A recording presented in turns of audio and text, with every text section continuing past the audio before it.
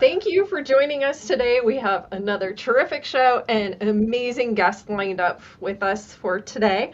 Investing in space is both art and science, and our guest today knows that all too well. If you've thought about investing in space, this show today is for you. Welcome to the Tech and Space Leaders Show, where we learn lessons from leaders of the next frontier. I am your host, Lisa Dreher, and I am really excited to introduce our guest for today, Curt Blake. He is Senior Counsel at Wilson Sonsini. Welcome to the show, Curt. Oh, thank you. Pleased to be here. Absolutely. Maybe we can start by having you give just a little bit of background on yourself and Wilson Sonsini.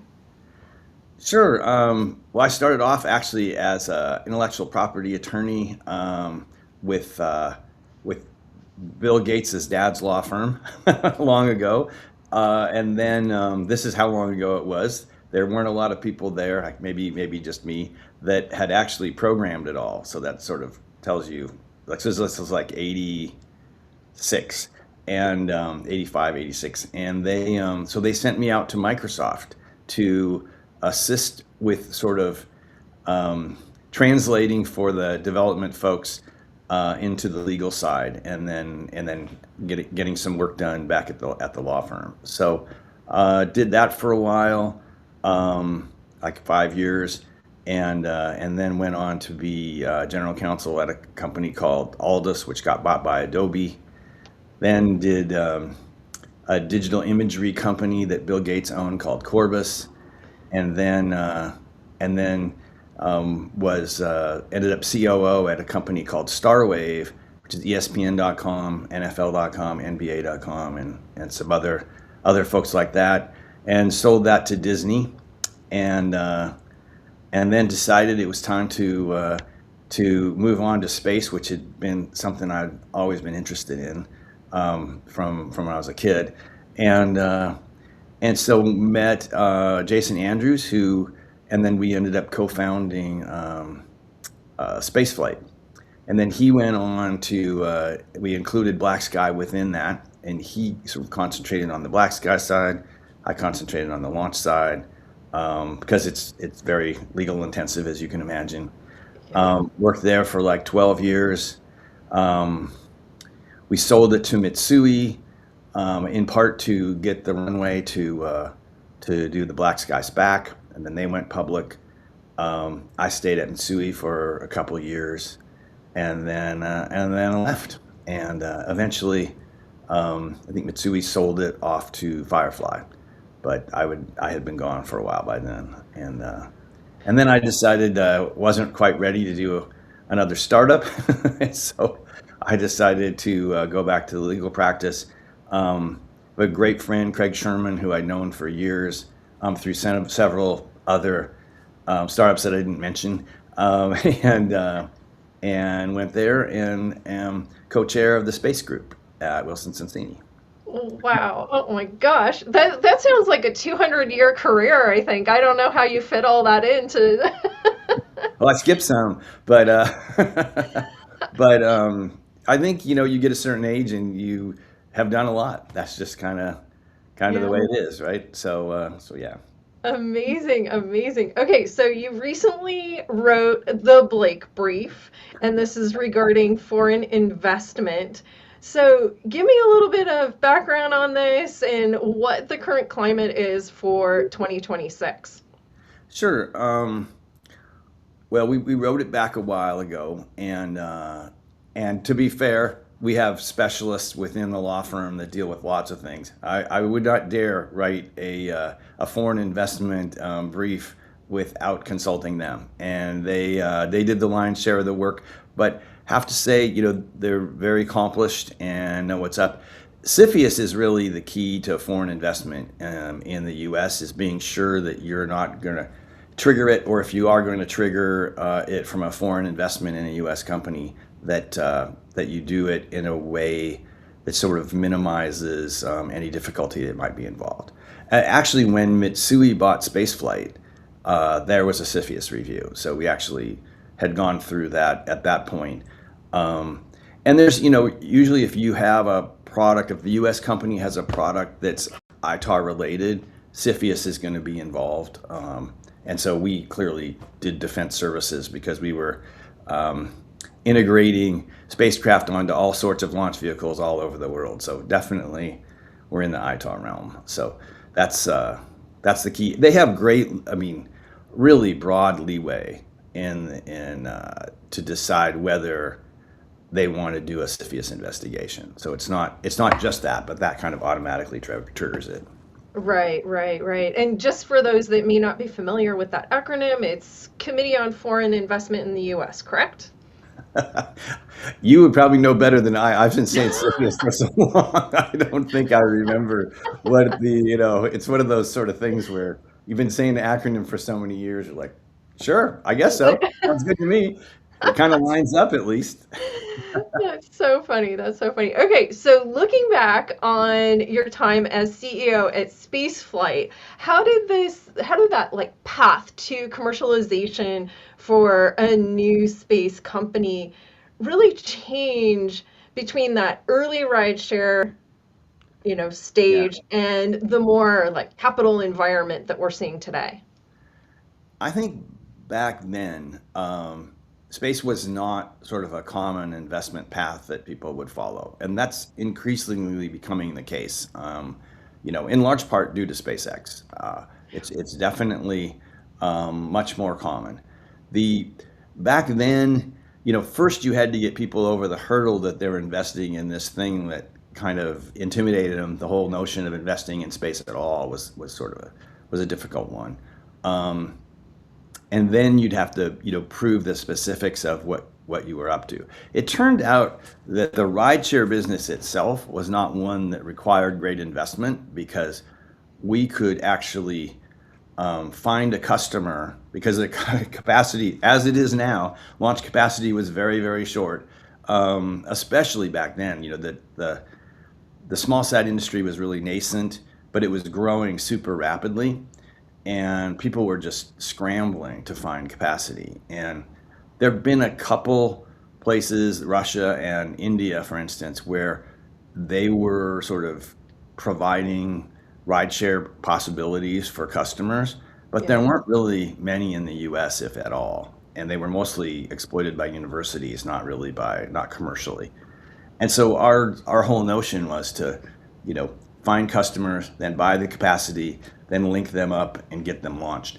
That started to flip as we became comfortable with the amount of capacity that was going to be necessary.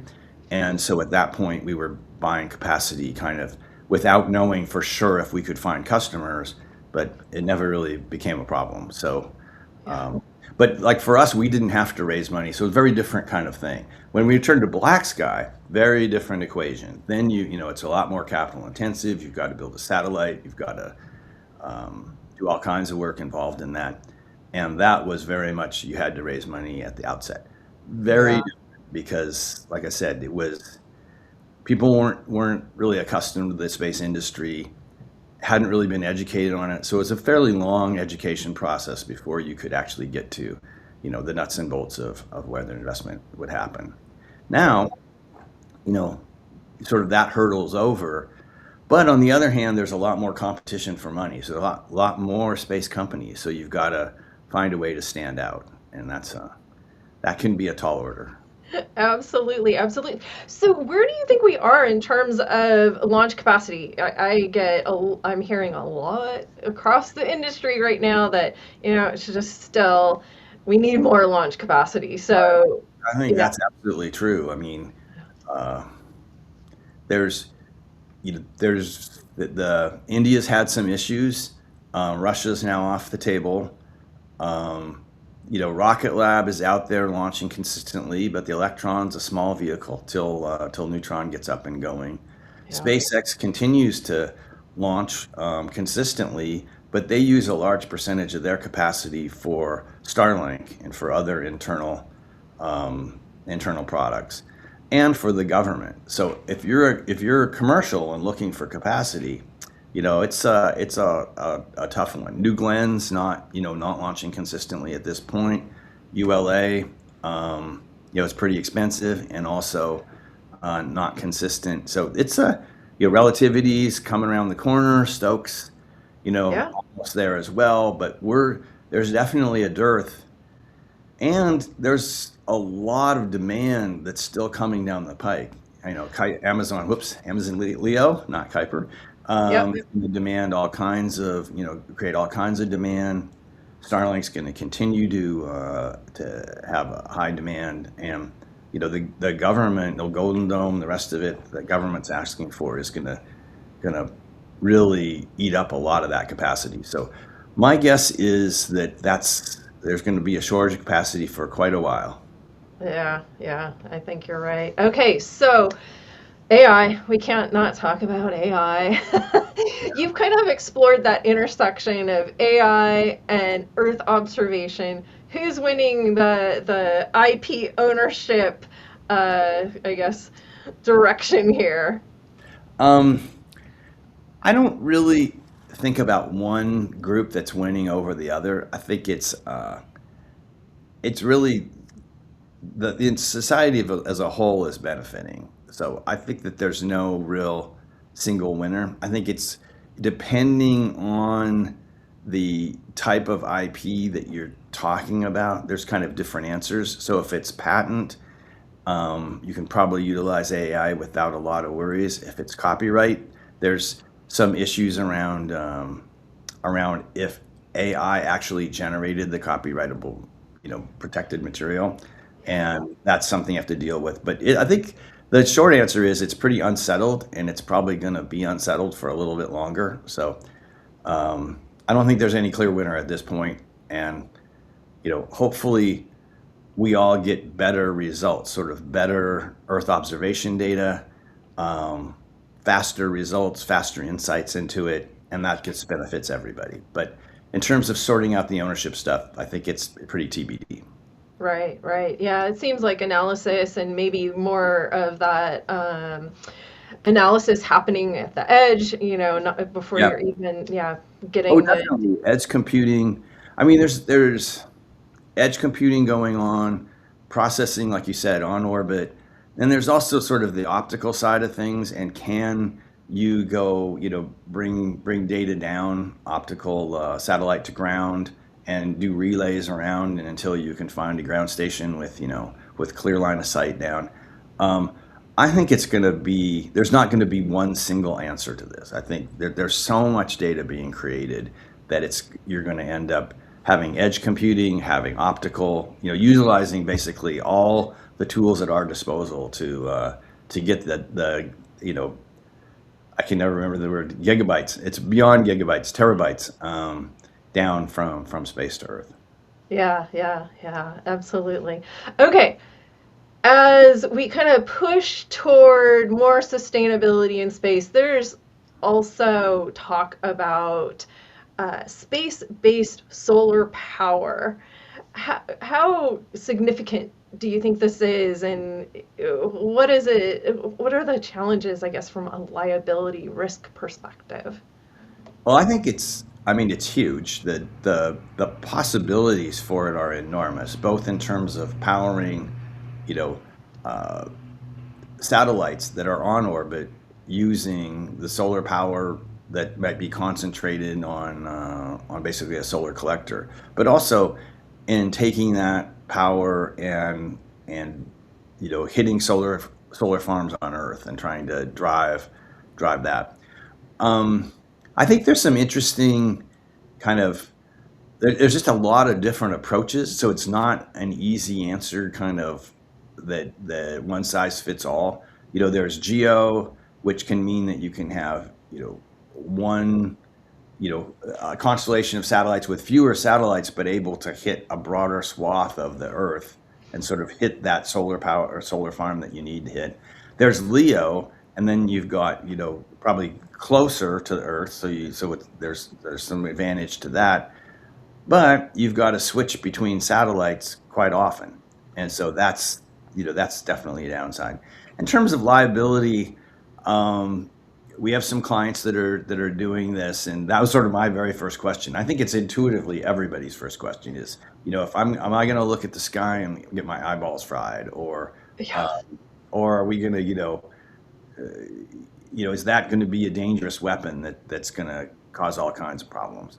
And I think the answer is it really depends on the implementation. And so it's on the company to basically satisfy everyone that those sorts of things aren't in the cards. Now, clearly, there are some that are going to be weapons, and that's sort of a different bucket, and you've got to understand that's more intentional. But if it's not, if it's really just solar power for solar power's sake, I think it really there's a lot of things that it depends on. How strong is the beam? Is it solar? Is it basically the strength of the sun being reflected down? Is it much more concentrated than that? How far apart are the collector sites? Is there a chance that if you're at one of those sites on the ground, solar farms, that you're going to have to beware that maybe two different satellites could hit you with their solar power at that same point, for instance, in Leo, and could that cause some potential issues? So anyway, I think it's on the individual company to sort it out. There's no one size fits all answer. Yeah, sounds like we could do a whole show just on that topic. Sounds like an attorney's answer. That's what it is. Recently, NASA announced some new procurement processes. How does this support, I guess, or make it easier for space startups to potentially access and maybe compete against some of the incumbents in the industry? Well, it basically shortcuts some of the protections that are in the FARs to make sure that it's a very even-handed process. It does that sort of in the name of making sure that you can move more rapidly. So, argument being that some of those protections were excessive and weren't really adding much value. That there was a lot of there's a lot of value if you need to move fast to sort of not put in place some of those protections that were just overbearing. So that's really what it is, and I think it's great because it really does enable innovation. The system as it was sort of when we started spaceflight really was overly favored towards incumbents. If you were a prime, you had all the cards. And I remember just trying to get to launch a U.S. government satellite. And the number one issue was, could you find a contract vehicle through which you could pay some third party in order to, so that you could get paid so that you could launch, whoever satellite that was. This enables, you don't have to go through all that. If you're offering a product that as a commercial product, you can sort of utilize that. We actually ended up using, I'm trying to remember the name of it. Basically, the thing the GSA uses to sell pencils and pens and toilet paper and all that. There's a schedule that you can get on. We actually got on that schedule for somebody could utilize that to buy a satellite, which we thought was a sort of kind of trying to do what they're doing now, but in a more convoluted fashion. Wow, amazing. Yeah, that sounds like a little bit of a backdoor opportunity there. GSA schedule, yeah, it was pretty weird. That is so funny. Okay, so we've talked about new space for, I don't know, a couple decades now. Is this still relevant, or are we getting to the point where there's just one integrated aerospace market? No, I think there's definitely still a split there, and I think that they're both sort of moving towards each other. So the schism is getting narrower, but I think that the cost plus pricing that many of the old government contractors had gotten used to, that culture is still permeates some of those companies, and I think it's going to take a while for that to sort of work itself out into a more aggressive. Now, having said that, a lot of those big primes are more aggressive now, and they've sort of understood that they couldn't be competitive with the SpaceXs and the Rocket Labs and the Planets and the Black Skies of the world without really kind of getting after it and removing some of their internal processes that were standing in the way of innovation. So I do think that they've understood that. But fundamentally, I think the companies that started on the new space side are still kind of more innovative, more willing to move quickly. Some of them that have gone public certainly have more processes in place than they did when they were sort of out there moving super fast.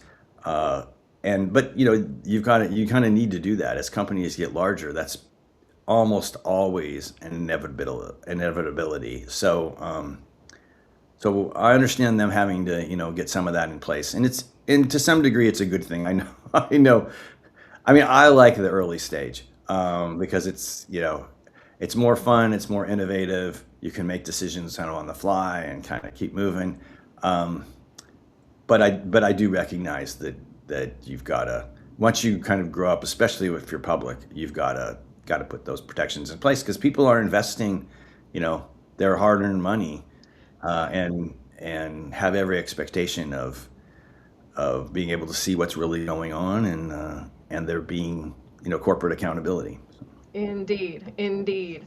Okay, so I think that brings up the next question, which is when you look at this from a founder perspective, they're looking at a potential M&A exit in 2026, let's say, Mhm. and there's probably some legal hygiene that they might typically overlook that ends up devaluing their deal. What are those things that they might be overlooking? Well, I think the number one is they've got to have clear title to their products and the IP that they've created.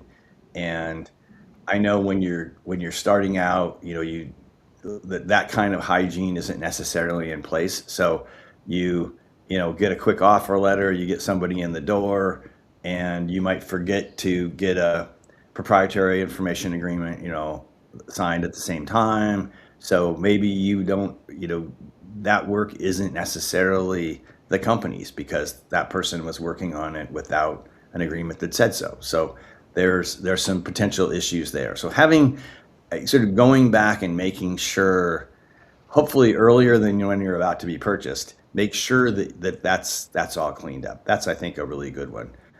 Um, Keeping an eye out for maybe contracts with most favored nation clauses that people signed and then forgot about. I know that back in the software days, I remember taking over as GC at a company and basically finding a new little Easter egg, kind of on a daily basis, or at least every 2 or 3 days, and you'd be like, oh my God, there's an MFN, and we didn't know about it, and we might have violated it, several times already. Especially with government contracts, that can be a thing that's easy to miss. Let's see, I wrote down some ideas here. ROFRs, another thing, right of first refusals in customer contracts, that could be something that can set you back.